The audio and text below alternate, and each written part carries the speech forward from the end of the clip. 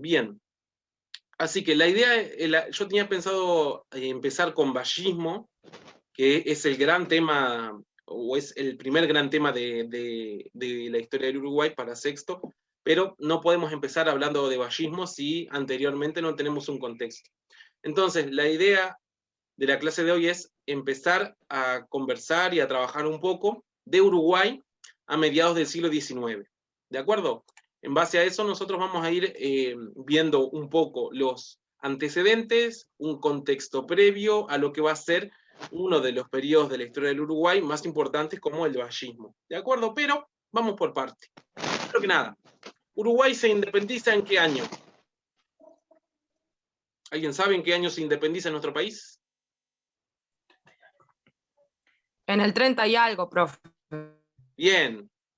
1830 vamos a poner nosotros, como dice esta línea de tiempo, 1830 empieza el Uruguay su vida independiente.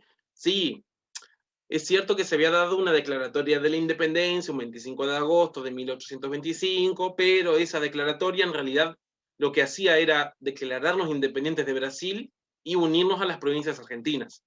Después se dan una serie de hechos y acontecimientos que van a tener como resultado la creación del Estado Oriental, del Estado de Uruguay, de la República Oriental del Uruguay, que comienza su vida independiente con la jura de su primer constitución un 18 de julio de 1830. ¿De acuerdo? Uruguay nace como un Estado, entre comillas, tapón, entre dos grandes países. ¿Ah? ¿Qué dos grandes países? Uruguay está en el medio, colocado, como dicen algunos historiadores, como un algodón entre cristales, algo así. A un estado tapón le dicen también. Porque nace entre medio de qué dos grandes países, a ver. Argentina y Brasil. Uno, Argentina. Uno es Argentina, bien. ¿Y el otro? Brasil. Ahí está, Brasil. Brasil. Bien, perfecto. Entonces, como tanto territorio brasilero y territorio argentino querían y no llegaban a un acuerdo de quién se quedaba con la banda oriental, la provincia oriental, se llegó al acuerdo con mediación británica de que debía surgir un Estado independiente, ni de Argentina ni de Brasil. Y es así que nace el Estado de la República Oriental del Uruguay, nuestro país. ¿De acuerdo? Que nace en esta vía independiente en el 1830, y que tiene como primer presidente a Fructuoso Rivera. Y aquí, gente, vamos a ir conversando un poco de lo que tiene que ver de las divisas, de los partidos políticos y demás. ¿De acuerdo? El Uruguay de mediados del siglo XIX va a tener muchos problemas para encauzar su vida política, social y económica. Va a tener muchos levantamientos armados, va a tener muchas revoluciones, va a tener inestabilidad política. ¿De acuerdo? Entonces, para ir entrando en contexto, Uruguay en el 1830 nace como el resultado de acuerdos entre distintos países para que nazca nuestro país. ¿Ah? Es así que tenemos al Estado Oriental en el 1830 con el primer presidente, que es Fructuoso Rivera. ¿Alguien sabe qué partido político representa Rivera? ¿O representó mejor? El Partido Colorado, profe. Muy bien, muy bien. ¿Ah? Que en realidad partido político como los que son hoy en día, no es un partido político en ese entonces. Antes se les llamaba divisa, ¿ah? Porque partido político son los de hoy en día, que están estructurados, que están bien organizados, que tienen un cronograma y un programa de gobierno bien adecuado. Los movimientos políticos de ese entonces, del siglo XIX, no eran así. Eran más agrupaciones políticas movidas por un sentimiento de pertenecer a un bando político que otra cosa. ¿Ah? Entonces, es más bien, en este contexto de 1830 en adelante, hablar de divisa. ¿Ah? En el inicio se le menciona la divisa política. ¿Ah? Tenemos la divisa colorada, y del otro lado, cuando asume Oribe, el otro presidente, el segundo presidente del Uruguay, se va a relacionar con la divisa ¿de qué color? Blanca, está la colorada. Celeste, blanca. Ahí está. Que comúnmente se le conoce como el Partido Blanco, hoy en día el Partido Nacional, ¿verdad? Bien, pero ¿cuándo adoptan o por qué surge el nombre de lo colorado y los blancos? ¿Ah? Justamente surge en el 1836 en una batalla que se da entre justamente los partidarios de Oribe y los partidarios de ¿Puede Rivera. ser por los chalecos, profe? Ahí está. Las tropas de Rivera van a adoptar ese nombre de la divisa colorada porque la vincha que utilizaban para los ponchos era justamente de color rojo. Ellos tenían el celeste en realidad, pero como los partidarios de Oribe tenían blanco, con el tiempo el celeste se desgasta y no se identifica muy bien si sos blanco o si sos partidario de Rivera. Entonces, para distinguirse bien, se usó justamente la vincha que se forraban, con la que se forraban los ponchos, que era colorada. De ahí nacen las divisas que después se van a transformar en partidos políticos, los tradicionales, el blanco y el colorado. ¿Ah? Bien. Así que para ir viendo un poquito eso, los primeros presidentes, Rivera, Oribe, y ya el Uruguay, con 9 años de vida independiente, ya comenzamos con problemas políticos, económicos y sociales, porque vamos a tener uno de los enfrentamientos más grandes que va a tener nuestro país. Justamente se le denominó la Guerra Grande. ¿Ah? La Guerra Grande, gente, fue un enfrentamiento que se da primero entre blancos y colorados. Es una situación de inestabilidad política que va a terminar en una guerra civil, ¿de acuerdo? Porque va a enfrentar dos facciones del mismo país. De un lado los blancos, de otro lado los colorados. Pero se le llama Guerra Grande no solamente porque involucró a las dos divisas de nuestro país, sino que también esta Guerra Grande se le denomina de esa forma por los historiadores porque no se quedó aquí en el Uruguay, sino que ese enfrentamiento va a prolongarse mucho más allá de la frontera. Intervienen también argentinos y van a intervenir potencias extranjeras. Entonces dijimos, es un conflicto nacional, porque van a pelear blancos contra colorados. También va a ser un conflicto regional, porque el bando argentino, llamado los federales, va a estar aliado a los blancos, y el bando argentino político, denominado los unitarios, va a estar aliado a los colorados. Ellos van a apoyar a uno y a otro. Entonces, no es un conflicto solamente nacional, sino que es un conflicto regional porque abarca a Argentina. Pero no queda ahí la situación. La Guerra Grande también se le denomina de esa forma porque va a entrar en juego potencias extranjeras. Gran Bretaña, Brasil y Francia. ¿De acuerdo? Estas potencias extranjeras van a estar apoyando al Partido Colorado. Bien. Eso en el 39, comienza la Guerra Grande en el 39 y va a terminar en el 1851. O sea, son varios años de conflicto armado en el Uruguay. Después de que se da ese enfrentamiento armado en el Uruguay y en la parte de Argentina, esta regionalización que se había hecho, y después de que las potencias intervinieran, se firma la Paz de Octubre de 1851, donde se decía que no hay vencidos ni vencedores. Entonces, se llega a un acuerdo, hay paz, o relativa paz en el Uruguay, pero lo que sí deja este enfrentamiento armado en el Uruguay es una serie de consecuencias muy, muy graves. Porque se arruina la ganadería. Ustedes saben que Uruguay históricamente se caracteriza por ser un país ganadero. Bueno, la Guerra Grande arruinó la industria ganadera, mucho ganado se fue para Brasil, mucho ganado terminó muerto, degollado por las tropas que obviamente tenían que alimentarse. Entonces, una de las consecuencias importantes es que se arruina la ganadería, la industria saladeril también, que los saladeros eran establecimientos en donde se procesaba el ganado vacuno y se salaba la carne que provenía de él para después exportar. Entonces, el Uruguay es, podríamos decirlo, es perjudicado en este sentido por la Guerra Grande, en un sentido económico, es perjudicado porque la población desciende, es perjudicado porque muchas personas van a terminar en la pobreza, sobre todo las personas del ámbito rural, y también va a ser perjudicado porque Brasil podía intervenir en el país si así lo deseaba Brasil. Esa era una de las pautas del Tratado de 1851. También nos deja una crisis financiera. Nos deja una crisis financiera. Otra cosa que sucede también es que se desvaloriza la tierra. Cuando uno dice que se desvaloriza es que justamente el territorio o los campos o las hectáreas de campo que había disponibles en el Uruguay van a bajar abruptamente el precio. Y eso va a llevar a que compradores brasileros, ingleses, franceses, españoles vengan a comprar. Entonces, como consecuencia de la Guerra Grande, se desvaloriza y se extranjeriza la tierra en el Uruguay, porque baja su precio y porque personas provenientes del extranjero van a comenzar a comprar esas hectáreas de campo disponibles en nuestro país. Cuando termina la Guerra Grande en el 51, se pretende transitar un camino que llevara a la paz, entre comillas. Porque, ¿qué provocó ese enfrentamiento del cual Uruguay estuvo inmerso varios años? ¿Por qué se da la Guerra Grande? Porque hubieron intereses del Partido Colorado y del Partido Blanco en querer gobernar el país.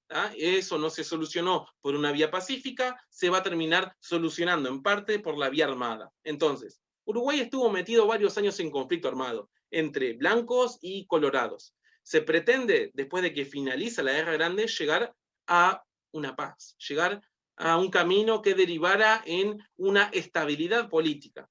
Entonces, los problemas, decían en ese entonces que el Uruguay tenía esos problemas de revolución armada y de enfrentamiento entre blancos y colorados, justamente porque no eran partidos que estaban, no estaban llegando a un acuerdo, y eran partidos que en realidad no estaban colocados ahí como para poder gobernar el país. Eran divisas que habían nacido, pero que no tenían idea de cómo manejar el país. Entonces, las soluciones que se van a colocar para tratar de llegar a la paz son soluciones que se van a denominar por los historiadores como una política de fusión y de pactos. Así como ustedes pueden ver acá en la línea de tiempo que está colocada, en el Uruguay, después de que termina la Guerra Grande en el 51, en el 52 los historiadores denominan a ese periodo de la historia del Uruguay, del 52 al 65, como la política de fusión. La política de fusión, básicamente, lo que pretendía era eliminar las divisas políticas. Muchas personas de ese momento decían que las divisas políticas no traían más que problemas y no solucionaban nada. Eran divisas que lo único que hacían era dividir al país. Y para gobernar un país no hay que dividirlo, sino que hay que unirlo. ¿De acuerdo? Los que van a impulsar esta política, como dice el nombre fusión, fusionar los partidos políticos, son personas que se les conoce como los doctores. Los doctores eran aquellas personas que se habían dedicado a la política, eran personas que tenían estudios universitarios, eran personas que muchas veces habían ido a Europa, habían estudiado y habían vuelto al Uruguay, y se consideraban personas cultas, entre comillas. Todas las personas que se les conoce como doctores, no doctores de medicina ni nada de eso, sino más bien dedicados al derecho y a la política, eran personas que estaban viviendo en Montevideo y que pretendían llevar adelante un programa de gobierno en donde se eliminaran las divisas políticas. Por eso se le llama política de fusión. De acuerdo a lo que se pretendía hacer era fusionar los partidos políticos y que no existieran. Pero también va a surgir, a la par de la política de fusión, una política que se llama la política de pactos. Las dos persiguen lo mismo. ¿Qué quiere la política de fusión y qué quiere la política de pactos? Conseguir la paz, por vías distintas. Los que apoyaban la política de fusión decían que se pretende llegar a la paz solamente si se eliminan los partidos políticos. Ellos decían que los partidos políticos no servían para nada, que solamente traían desgracia al Uruguay y que lo único que hacían era generar levantamientos armados. ¿De acuerdo? Estos que apoyan la política de fusión, dijimos, son generalmente impulsados por doctores. Son personas que viven en la ciudad y son personas que tienen un gran estudio universitario y que se dedican de lleno a la política. Del otro lado, los que llevaron adelante la política de pactos son más bien caudillos. Son gente de campo, son personas que tienen peso político, no en la ciudad, sino en la campaña, en el ámbito rural, y no proponen eliminar las divisas políticas, no proponen eliminar los partidos políticos. Ellos proponen llegar a la paz, pero mediante acuerdos, mediante una serie de acuerdos para evitar los conflictos armados, evitar los levantamientos armados. Proponen la paz, sí, pero no eliminar las divisas, sino establecer pactos entre ellos para justamente no llegar a levantamientos armados. Entonces, después de la Guerra Grande se pretende llegar a una política de fusión y a una política de pactos. En el 1863, este señor que ustedes ven acá, Venancio Flores, va a llevar una política de pactos, sí. Pero antes de eso, lo que pretende hacer es derrocar al gobierno que estaba siendo gobernado por el partido, o por la divisa blanca, mejor dicho, que era Bernardo Prudencio Berro en ese entonces, en el 63, con apoyo de Brasil, con apoyo de Argentina, logra justamente derrocar ese gobierno, y en su paso a Montevideo para derrocar el gobierno, se da una de las situaciones que competen a nuestra ciudad. ¿tá? En el 65 Paysandú es bombardeada por tropas brasileñas, apoyadas obviamente por Venancio Flores, porque Paysandú había dicho que no quería la intervención extranjera, no quería la intervención de los brasileros.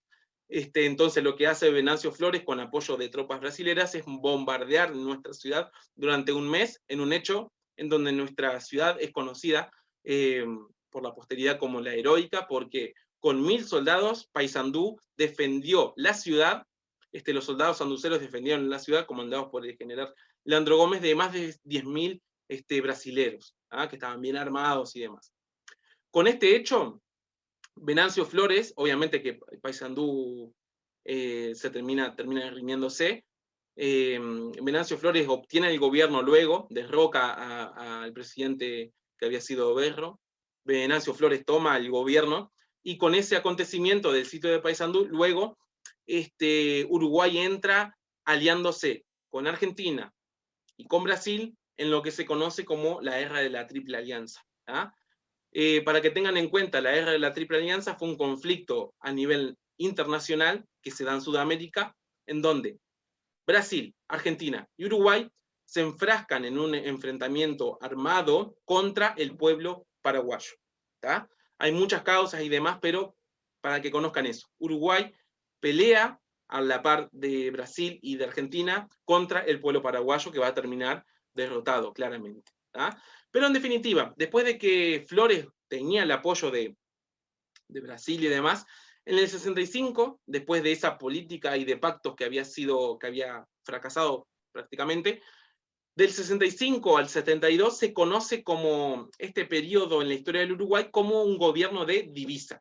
Pasamos de un gobierno de fusión y de pactos a un gobierno de divisa. ¿Qué quiere decir eso? Que solamente en el Uruguay va a gobernar el Partido Colorado. ¿tá? Se va a poner en práctica este tipo de política en donde el Partido Colorado va a gobernar sin la necesidad del Partido Nacional. Acá se van a destacar estos dos presidentes, como dijimos, Venancio Flores y también Lorenzo Valle. ¿tá?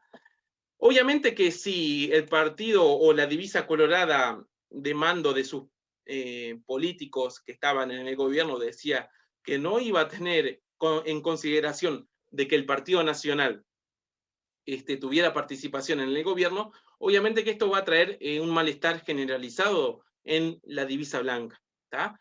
El Partido Colorado había dicho que no es necesario gobernar con los blancos, ellos solos podían gobernar. Obviamente que esto no cae bien en las filas del Partido Nacional, de la divisa blanca, y se va a generar una serie de levantamientos armados. Una de las revoluciones, o mejor dicho, la última revolución, en donde se va a utilizar elementos de combate caudillescos, como la lanza y el sable. Por eso esta revolución, que va del 68 al 72, se le va a llamar la Revolución de las Lanzas, ¿tá? Donde Timoteo Aparicio, que va a ser el líder de la divisa blanca, va a liderar a sus tropas en contra del gobierno colorado de Venancio Flores y de Lorenzo Valle. ¿tá? Esta Revolución de las Lanzas, obviamente, como habíamos comentado, va a ser la última de las revoluciones caudillescas del Uruguay. Va a tener como protagonista a Timoteo Aparicio, como dijimos, pero también se va a ir perfilando de a poco la figura de Aparicio Saravia, que luego la vamos a comentar. Este conflicto de la Revolución de las Lanzas va a terminar en el 72. Y acá se va a acordar algo entre el Partido Colorado y el Partido Nacional. Se va a acordar la coparticipación. La coparticipación, como lo dice la palabra, es coparticipar. Que no gobierna solamente el Partido Colorado, sino que gobierna también el Partido Blanco. Entonces, ¿qué es lo que se propone en la Paz de Abril de 1872? es que el Partido Colorado le otorga al Partido Nacional la posibilidad de gobernar en determinados departamentos. Le otorga, en ese entonces se le llamaba jefaturas políticas, algo así como las intendencias hoy en día. ¿Ah? Entonces, se le otorga al Partido Nacional la posibilidad de gobernar San José, Florida, Canelones y Cerro Largo, esos 4 departamentos. Acá se habla de coparticipación, porque participan los 2 partidos políticos. ¿Ah?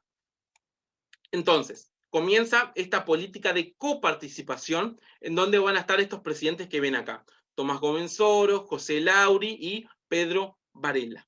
Ahora, a la par de que sucedía esta coparticipación, existía también en Montevideo la tendencia política denominada el principismo, ¿tá? O los principistas. No porque fueran príncipes ni nada de eso, sino porque estos políticos, tanto blancos como colorados, se decían a sí mismos principistas, porque ellos decían que el Uruguay tiene que tener orden, el Uruguay tiene que respetar las leyes, el Uruguay tiene que respetar los principios de la Constitución. De ahí el nombre principista. ¿Ah? Y como hasta ahora el Uruguay solamente había estado enfrascado en levantamiento armado, conflicto, guerra, no había un orden establecido, no había un respeto hacia la ley, no se garantizaban los derechos establecidos en la Constitución, lo que se pretende hacer es llevar adelante un programa de gobierno que estableciera el orden y demás. ¿Ah? No se logra eso, no se logra ninguno de lo que estos presidentes va a tratar de imponer, que es justamente la seguridad en la campaña, no se va a modernizar el país todavía, no hay orden, hay todavía levantamientos armados en el Uruguay, o sea, se prometía mucha cosa, pero no se hacía mucho.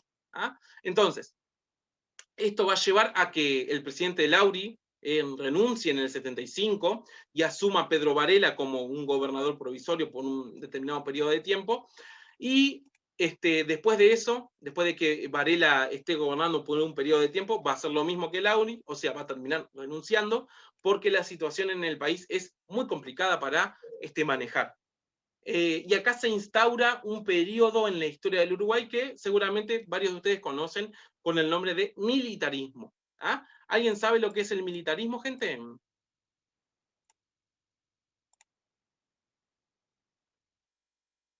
Viene a ser como una, o sea, la parte de la milicia es la que actúa, no una dictadura realmente fue en esa época, ¿verdad? O sea, porque la Torre en sí no fue un dictador, ¿no? O sea, estaba con la milicia, pero no fue como...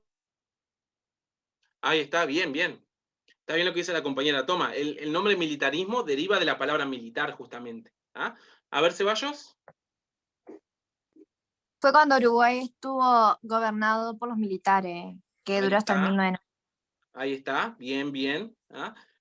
Muy bien el aporte ahí de las compañeras. Sí, el militarismo es justamente un tipo de gobierno en donde los militares van a estar gobernando sin la necesidad de los partidos políticos. ¿Ah? Se da del 76 al 86. Durante 10 años el Uruguay es gobernado por militares. ¿De acuerdo? Ahora, con el militarismo también viene la modernización. Eso lo vamos a comentar ahora. Entonces, después de tener la política de pactos, de fusión, después de tener un periodo de coparticipación, viene un periodo que se llama el militarismo, donde, como muy bien dicen ustedes, el Uruguay es gobernado por los militares. ¿Ah? Es gobernado por los militares. El más destacado de ellos es el coronel Lorenzo Latorre, que va a asumir el mandato, o el primer mandato de estos gobiernos militares. ¿Ah? Un gobierno militarista básicamente consiste en que los militares gobiernan el país, en donde no se permite, o mejor dicho, no se reconocen los derechos garantizados en la Constitución, y en donde el ejército asume un papel bastante importante. ¿Ah? Ahora, hay grupos sociales en el Uruguay que apoyan el gobierno militar. Estaban cansados de los enfrentamientos armados, estaban hastiados ya de que no pudieran producir en el Uruguay, de que sus ganados fueran asesinados, de que no se respetara la propiedad, de que no hubiera orden. Entonces, ¿qué es lo que hacen estos grupos? Que son grupos de presión, acuden al coronel Lorenzo Latorre y él va a tomar el gobierno, ¿tá? Apoyado por los militares claramente. ¿Cuáles son estos grupos sociales y económicos que van a apoyar el gobierno militar de Lorenzo Latorre, justamente, son grupos económicos poderosos. Tenemos a la banca que monopoliza el oro de mentalidad capitalista en Montevideo, tenemos al sector comercial que maneja el comercio entre Uruguay y Europa, y tenemos también a los estancieros y a un grupo muy fuerte de estancieros que se agrupaban en la Asociación Rural del Uruguay. ¿Ah? Estos grupos económicos son grupos económicos muy poderosos y apoyan el gobierno militarista porque claramente precisaban un gobierno de facto, precisaban un gobierno de mano dura, como decían ellos, para que el Uruguay fuera un país en donde se pudiera producir, en donde se pudiera respetar la propiedad privada y en donde se pudiera garantizar los derechos de estos grupos sociales. ¿Ah? Es así que el Uruguay abre un periodo en su historia que se le va a llamar el militarismo. Ahora, ¿por qué estas personas querían exportar tanto? ¿Por qué las personas estaban, hablando de estos grupos sociales, económicos fuertes, ¿no? ¿Por qué estos grupos económicos querían exportar? ¿Por qué los estancieros querían exportar lana, cuero y carne a Europa? ¿Por qué el comercio centrado en Montevideo le interesaba tanto que sus productos se dirigieran hacia Europa? ¿Qué estaba atravesando Europa en ese momento? A ver si alguien sabe. Y la segunda, no, la segunda o la La primera. revolución industrial. Ahí Ahí está, va. bien. La segunda, si ahí estaba en duda la compañera Tomás, sí, la segunda fase de la revolución industrial. ¿Ah? Y como la industria europea estaba demandando, lo que necesitaba el Uruguay era exportar en grandes cantidades materia prima. ¿Ah? Entonces, los estancieros y los comerciantes van a apoyar el gobierno militarista porque ellos necesitan que haya orden en el Uruguay. ¿Ah? Y como habíamos dicho antes, nuestro país se caracterizó desde que inició su vida independiente por ser un país ganadero, Entonces, si no estamos en una estabilidad social y política, es imposible producir. Entonces, lo que hace el gobierno militarista de Lorenzo Latorre es aplicar justamente un gobierno en donde se respetara la autoridad del Estado. Y para lograr eso vamos a ver algunos elementos que se van a dar. Ahora, no solamente se le llamó militarismo, sino que se le llamó la primera modernización del Uruguay. El militarismo trae en el Uruguay lo que se conoce como la primera modernización. ¿Ah? El Uruguay, entre comillas, se moderniza, porque se van a aplicar algunos elementos que hasta entonces no existían. Por ejemplo, ¿alguien sabe qué elementos son los que van a modernizar al Uruguay? Ahí en las imágenes algo aparece. Creo que la parte de los trenes y todo eso llegaron acá a Uruguay, me parece. Ahí está, ¿no? muy bien. Muy bien. Parte Después de Capital industrial, Británico llegan los trenes, perfecto. ¿Ah? la industria, como que la industria se valora mucho, entra acá más en Uruguay también, ¿no? Por eso. Todavía la Creo. industria como la industria que conocemos hoy en día, no. Más bien hablamos ¿Y el de... alambrado, profe? ¿Cómo? ¿El alambrado? Muy bien, Bonilla. El alambrado también. Sí. ¿Ah? El alambrado. Claro. Lo que necesita Uruguay es modernizarse. ¿Ah? Entonces, para modernizarse hay que aplicar ciertos aspectos que el Uruguay todavía no tenía sentado bien. Por ejemplo, como ustedes dicen, el alambrado, por ejemplo, el ferrocarril, el tren, pero también otros elementos para fortalecer esta modernización. Y también van a ayudar a fortalecer la autoridad del Estado. Por ejemplo, el fusil Remington para equipar al ejército, el ferrocarril también, el telégrafo también, la creación de correos también, y la creación de código civil y de otros códigos como el código rural y demás que ayudaban a que el Uruguay estuviera modernizado en el ámbito jurídico. ¿Ah? Entonces, el Uruguay se va a modernizar de a poco, ¿de acuerdo? Y uno de los elementos importantes es el alambrado que va a ayudar a los estancieros. ¿Ah? El alambrado, obviamente... La división de campos. Ahí está, el alambrado va a permitir que se produzca esa división de la propiedad privada en el campo, cosa que no existía anteriormente. ¿Ah? No existía el alambrado de 1876, no existía. A partir del gobierno militarista, sí. ¿Ah? Entonces, el Uruguay va a comenzar a atravesar un proceso en donde el campo y la campaña va a estar alambrándose de a poco. ¿Qué consecuencias trae? Bueno, desaparece el gaucho, muchas personas salen del campo y se van a la ciudad, hay desocupación, pero el ganado va a crecer en número, se va a empobrecer el pequeño propietario, pero el gran propietario se va a enriquecer, ¿ah? Y esto va a traer aparejada consecuencias positivas para los estancieros y para las exportaciones del Uruguay, pero negativas para aquellas personas que tenían pequeños territorios y pequeños campos en el Uruguay, lo van a terminar vendiendo y se van a ir a vivir a otras ciudades. ¿Ah? Bien, pero militarismo no es solamente Lorenzo Latorre, también es Francisco Vidal y Máximo Santos, que fueron otros presidentes militaristas de ese entonces. ¿De acuerdo? Pero los vamos a mencionar solamente. ¿Ah? El periodo militarista termina con Máximo Tajes, que en realidad con él se va a abrir un periodo que se le llamó el civilismo, de 1886 a 1890. ¿Ah? Ese va a ser el último presidente del militarismo, que en realidad tiene más tinte de civilismo que de otra cosa. Civilismo, ¿por qué? Porque los civiles van a gobernar el país ahora. No ya los militares, sino los civiles. ¿Ah? Bien, vamos a dejar por acá, gente, porque esto es en realidad una introducción a lo que yo quiero comenzar a trabajar la próxima clase, que es justamente el vallismo. Pero para ver vallismo hay que ver otras causas, hay que ver otros antecedentes que lo vamos a mirar la clase que viene. ¿Ah? Yo lo que les voy a pedir ahora es que de esta presentación, que yo la voy a colgar en la plataforma y se las voy a pasar acá al WhatsApp, quiero que me hagan con esta presentación una línea de tiempo que vaya de 1830 a 1890, ¿tá? En donde ustedes me mencionen, con llavecitas y demás, las distintas etapas de la historia del Uruguay. ¿Tá? Porque yo no puedo hablar de vallismo así, pum, valle y ya está. No, Uruguay tiene un contexto previo. ¿Tá? Entonces, quiero que ustedes hagan una línea de tiempo con este material que yo se los voy a colgar luego. ¿Se entiende la idea? Sí. Sí, profe. Gracias. Bien. ¿Ah? Perfecto. Entonces, vamos a ir dejando por acá. Yo esta presentación la voy a colgar en el grupo y en la plataforma, y quiero que me hagan una línea de tiempo de esta presentación. Una línea de tiempo de la historia del Uruguay, ¿tá? De 1830 a 1890. Yo igual se los voy a redactar bien ahí. ¿Ah? Bien. Si alguien tiene alguna duda o pregunta.